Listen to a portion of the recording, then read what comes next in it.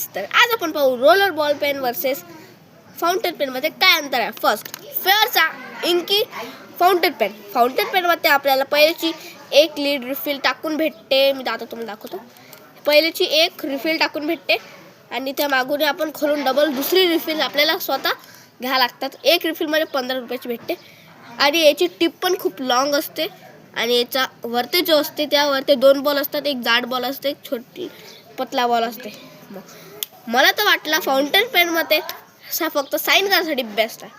Second, roller पेनमध्ये आम्ही काय साईन टाकली. हा आहे ॲनिमी रोलर बॉल पेन. हा फिंगोचा anime style roller ball pen आहे न्यूटीचा आणि याच्यात भेटते आपल्याला बेस्ट फाईन टिप आणि खूप पतला बॉल भेटते, म्हणजे खूप लहान बॉल भेटते, त्यात खूप लहान भेटते आणि यांना हँडरायटिंग पण खूप चांगली येते. पण या दिक्कत आहे आपल्याला याच्यात, पण एक पहिलीची रिफिल टाकून भेटते इंकची आणि आपल्याला बाकीचे 15 खरीदा लागतात. मग मला तर वाटलं याच्यातून सगळं चांगलं बेस्ट आहे रोलर ॲनिमी बॉल पेन. मग तुम्हाला कोणता आवडला कॉमेंट करून जरूर सांगा आणि सांगा की मी नेक्स्ट व्हिडिओ कशावर बनवू. तर बाय.